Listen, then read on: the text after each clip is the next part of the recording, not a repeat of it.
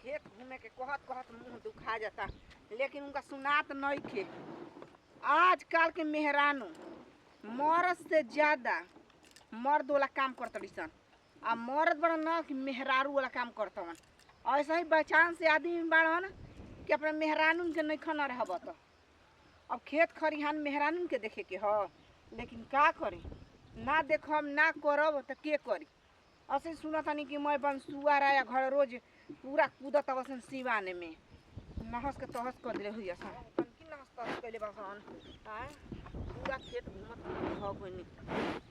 एको दिन कहीं ना मत कि जाइन जी घूम फिर ले हैं, लेकिन ना उनका सुनैबे ना करेला।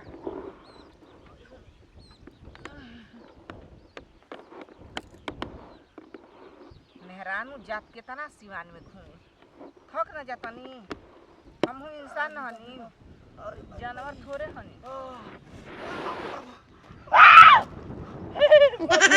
भैया क्या हो? ए भैया बाबू देखा तेरा गोड़ पर गिरत है, गोड़ हाथ मत तुरिया भले मार ली हो। केरे बड़ा भैया सरवा जरा तो हम पकड़ा गई का।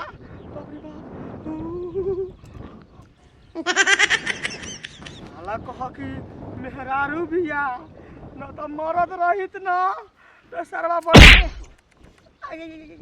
कहा कि हमारे ससुरिया में क्या करता रहा? कौन लड़की का बोले ले बड़ा हो? ना हो मेहरारू ना ना ते माय का मतलब छोटा गूगल बड़ा ना ना तो इमा क्या करता रहा? कुछ ना आई हो दादा ए शुरू कर कोई के गांव में चिल्लाई।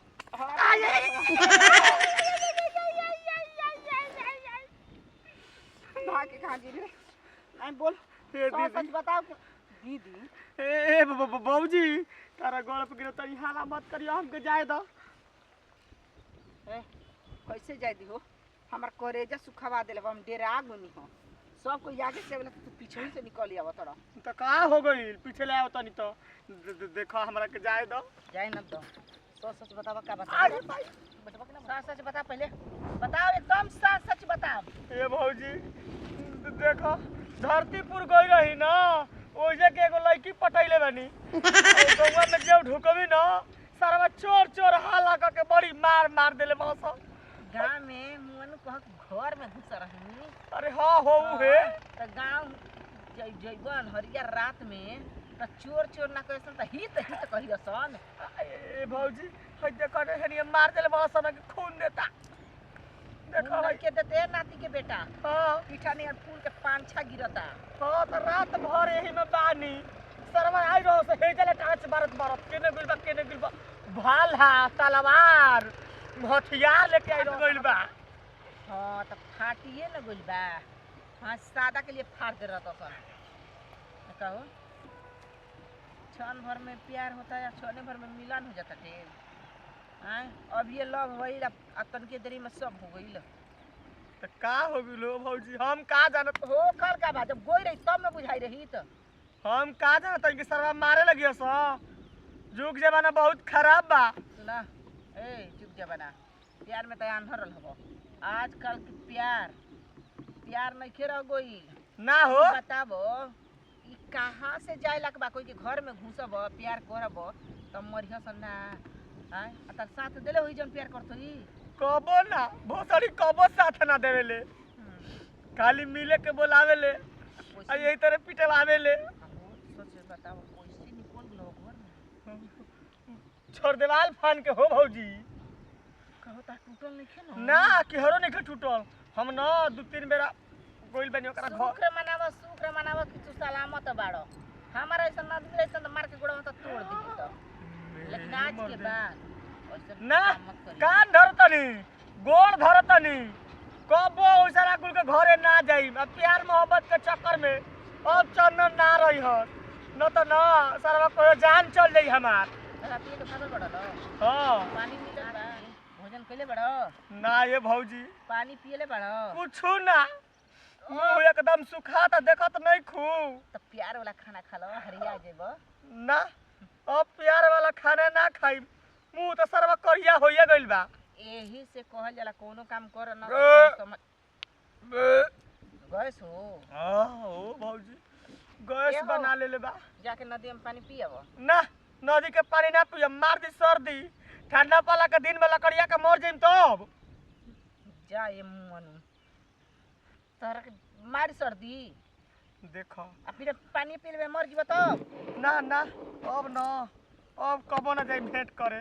चिंता मत कर हम सिवान में देखो तनी केने बोरिंग चलत ताटे तो ताके पानी लेके आवत तनी ठीक बा जा देखो जल्दी लेके आई हो। बाहरे लइका कतना प्यार में ताकत बा कि भाग जात घर ले अब लभर तो मिले खाते कौनो बात होला तो पहले भौजाइन से पूछ लिहल जाला। अरे माई लेना पूछब चाची लेना पूछब भौजाइन से पूछब सलाह लेब तू सलाह दीहस सर हमर बड़ा रे भाई आवत मर दे ए चुप ए पहिला बेर प्यारो कइनी औका दे दे आलस भाई हमर सरवा फरार बा हितई कनई फोन लगावत एकदम सरवा हम जिया गइल बानी समझे में नहीं थे आवत सरवा मोर डूब ना न बोल रे मर दे कहीं का नदी में कूद के करू को जा तनी बड़ियर की सरसोर आ ओही में सरवा घुस चारों ओर त खोजिएले हनी सर सिवाने ने ओने मल खोज खाजलन चली नदी के किनारे आ ओही तर लिख लागल बा ओही तर खोजत सरवा मरलो होई त नदी के किनारे लौकी न चलो दो पहले बढ़ल बे सरसों बोली सरऊ कहीं का भेटा जइतो जिंदा रहतो तो ओस मार मरती है पैना सना के गाड़े फाट जाइत सरवा राती खोजे बावता एक तो खाना हम नहीं खइलियो का अब हम जाता नहीं घर।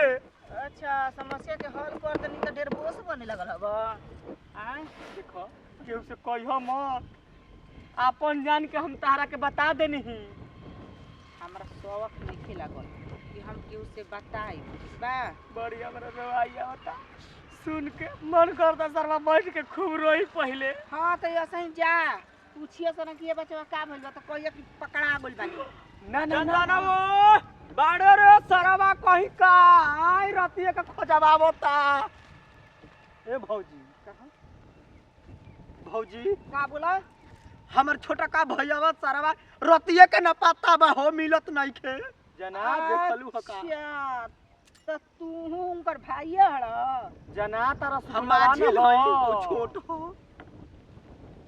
लेकिन तू तो चलबाजी में आगे निकल गइल का पीछे ही ए मर्द कहीं का साफ साफ बतावा देखले बाड़ू तो समझ जा सुनो तार भाई घर में पकड़ाई रहला मरले बड़ा थूक के सरवा पढ़त लिखत नहीं खे धरतीपुर में गोरा धरतीपुर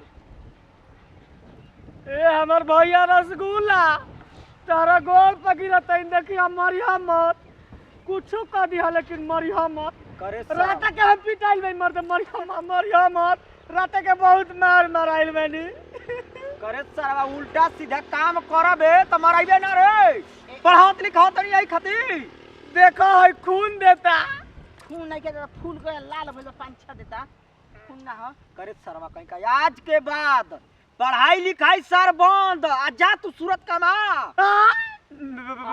भैया ए भाग जीव तो घर में गुंजाइश बनता था गांव में ऐसा जो जाके मार दे सब ना काम खत्म हो जाए ठीक कहत रह भैया हमरा के काले टिकट करवा दो हम प्यार मोहब्बत के चक्कर में देख ले हनी अब ना रह जाई बाहर माई रोवतिया घर बाबू सरवा जा कहि त ई गनई पता लगावत ल आ हमें हरारू कहां ना फोन हमार क दल ए सुनो सुनो रोइया गया मत आराम से तू बस्ती में जा ठीक बा ए भैया जाए के तो जाते बनी लेकिन भौजी के समझा दो कि केहू से गांव में टोला में मोहल्ला में हाला मत करी हम समझाई ये चल पहले भाई उहे अकेले समझदारी जीवे सरवा पकड़ के मार लगे ए ठीक बा पहले अपने समझदारी लावो ना तो दूसरा के समझाइयो कहू भौजी हैं ई सरवा रहो न कहां रहो और ये हमारा है तो पूजा में रह हम ई रात भर सुतल कहां हो सरवा हो ये देर बबुआ नहीं खा जाना तो पहले सरसोईया में बतावत सरवा रजाई ओढ़ला पर गर्मी बनावता ऐ सरसों में सुतर पकड़ियाई ना रहो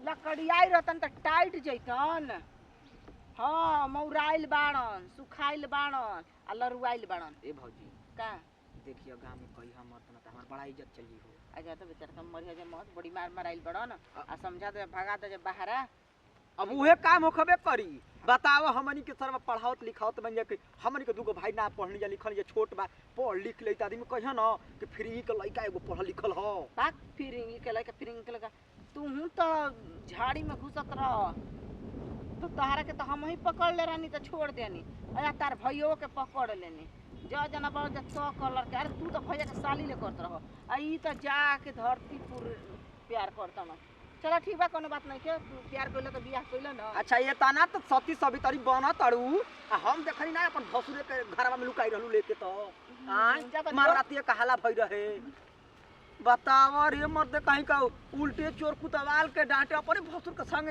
मार घर में खातिया ढूंढ है चले दो सरवा के समझावे बुझावे दो और पढ़ल लिखल से कोनो फायदा नहीं खे एके बहारा भेज कमाओ धमाओ हम खेती बाड़ी देखबे नहीं।